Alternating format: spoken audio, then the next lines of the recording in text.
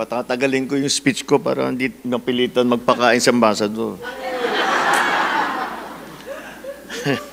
Maraming salamat sa ating Secretary of Foreign Affairs, Secretary Tess Lazaro. Ipapakilala ko po sa inyo lahat ng mga iba't ibang kasama namin na mga kalihim ng iba't ibang departamento po ng ating pamahalaan. Andito po ang ating trade.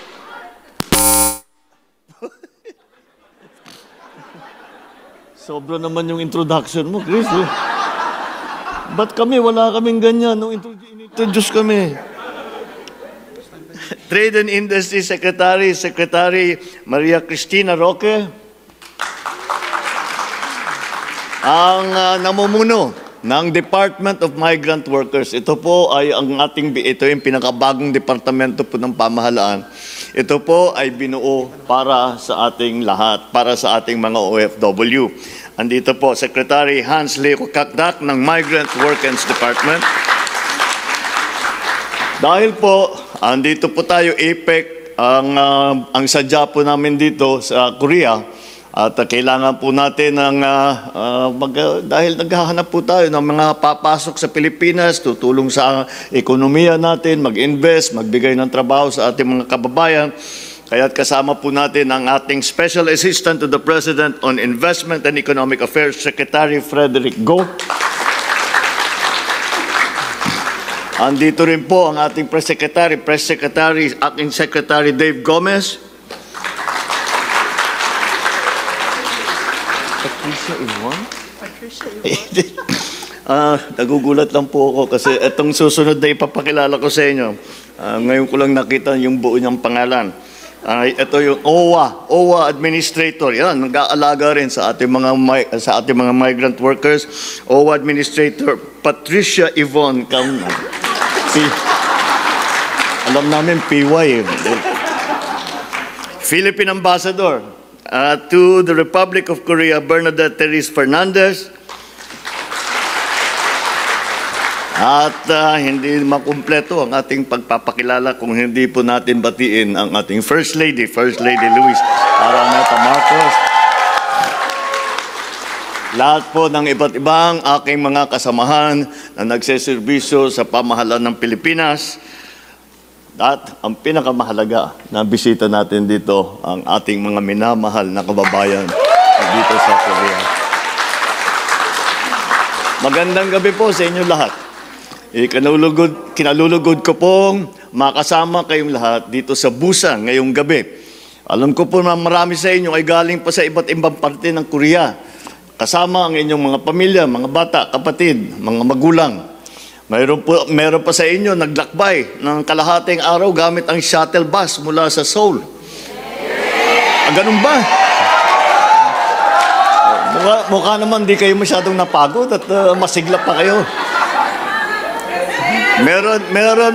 Meron pa raw nag-drive. Meron pa raw nag-drive galing sa Daeju at Ulsan. At iba pa naman, lumipad na galing sa Jeju Island. Ay, nakabisi. Sa pagkakaalam ko, maraming sumakay ng train to Busan.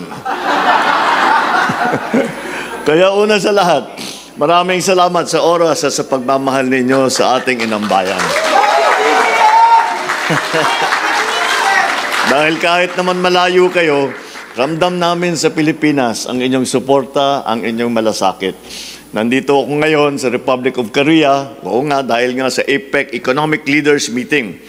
Mapakahalaga po itong meeting na ito dahil hindi lamang ito para sa Pilipinas, kundi para sa buong Southeast Asia at ngayon yung ating itinatawag na Indo-Pacific region. Dito nagkakaisa mga bansa sa rehiyon para pag-usapan kung paano natin mapapalakas ang ating mga ekonomiya. Mas mapapabilis ang palitan ng produkto at serbisyo at masisiguro na ang bawat mamayan, lalo na ang ordinaryong Pilipino na may maliliit na negosyo, sila ay kasama sa ating pag-uunlad.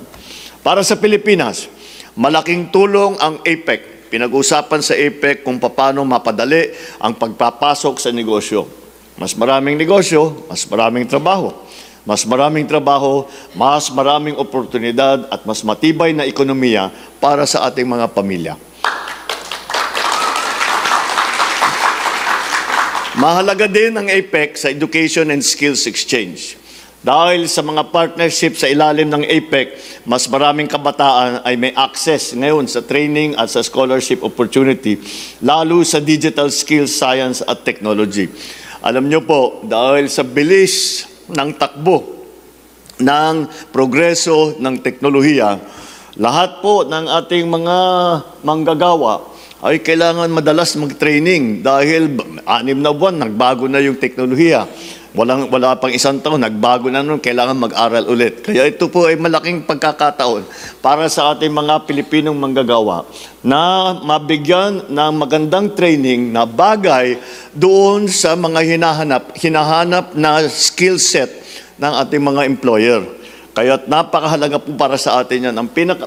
Dahil ang lagi kong namang sinasabi, kami pagka pinag-usapan namin ng ekonomiya, basta para sa amin, ang pinakamalaking asset talaga ng Pilipinas ay ang ating mga manggagawa. The Filipino worker is as good a worker as you will find anywhere in the world.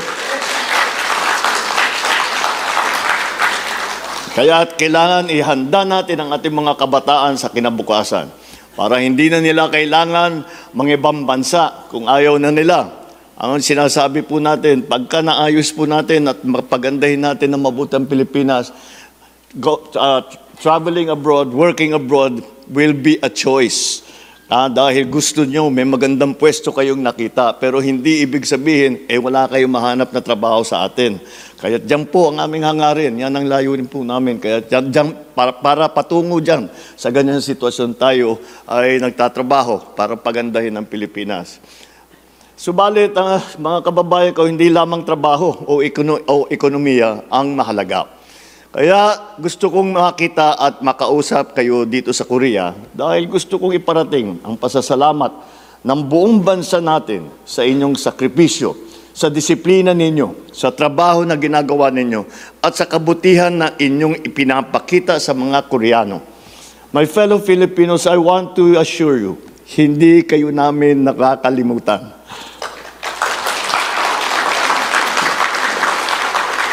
We work very hard to make sure that government services reach you all the way here in Korea or wherever you are. Tuloy-tuloy ang ating mga programa para sa OFW. Para kayo ay protektado at may suporta at may pagkakataon makabalik at magtagumpay din sa sarili nating bayan. At dahil sa inyong tulong sa ating bansa, akin pong ikinagagalak na ipaabot sa inyo na sa mga susunod na buwan, sisimulan na ng Department of Foreign Affairs ang karampatang mga preparasyon para sa pagbubukas ng ating konsulado dito sa Busan.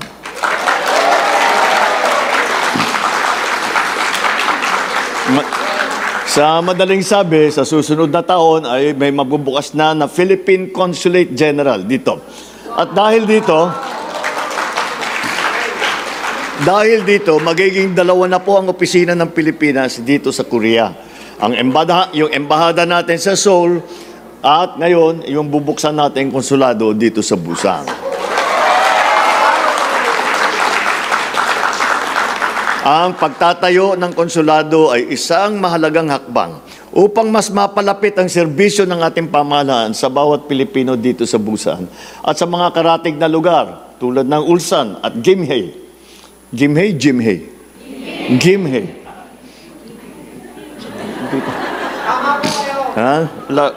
Hindi pa namin nakikita sa Batak yung ganun, kaya hindi ko alam ang pronunciation. Soon, you will no longer need to travel all the way to Seoul to renew your passports, to submit civil registry documents, and to legalize your documents for use in the Philippines. Isa pang magandang balita, ang pagbubukas ng SSS office natin dito sa Philippine Embassy sa Seoul. Mapapadali na po ang pag-aasikaso ng mga benepisyo at serbisyo mula sa SSS tulad ng membership, contributions, mga claim na hindi na kailangan umuwi pa sa Pilipinas. In the coming days, while participating in the APEC Economic Leaders Meeting in Gwangju, I will push for initiatives that directly impact the daily lives of our people. Support micro, small, and medium enterprises, yung ating tinatawag na MSMEs. Dahil po, halos sa 99% po ng negosyo, lalo na sa Pilipinas, ay MSME. Kaya't kailangan po nating alagaan ang mga nagpapatayo ng maliliit na negosyo. At para naman sila ay mapalago, hindi naman sila naiiwanan sa mga oportunidad na nandiyan, basta't maipalaman natin sa kanila.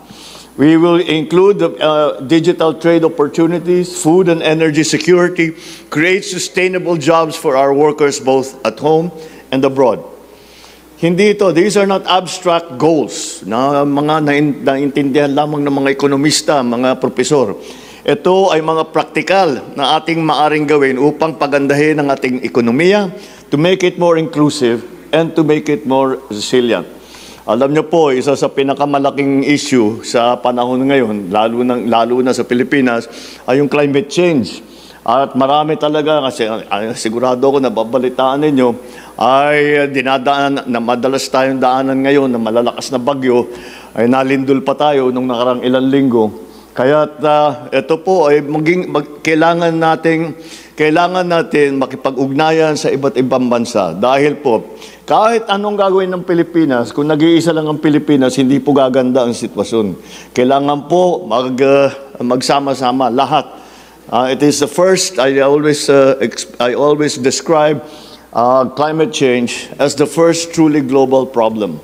And the reason I call it that is every single citizen of the world is affected by climate change. And furthermore, the only solution to climate change is for every single citizen of the world also to contribute. So I will be meeting with business leaders and partner governments to promote greater investment in Philippine industries such as technology, agriculture, renewable energy.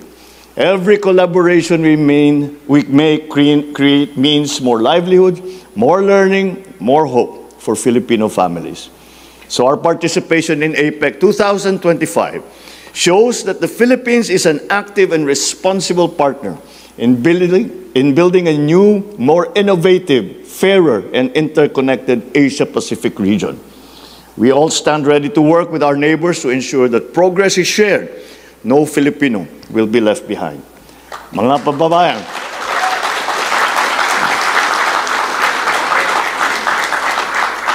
kababayan, kayo ang inspirasyon ng bawat Pilipino.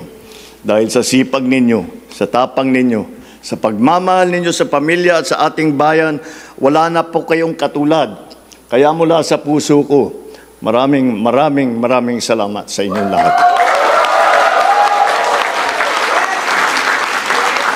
Huwag po natin kalimutan, patuloy nating itaas ang bandera ng Pilipinas. Mabuhay ang Pilipinas!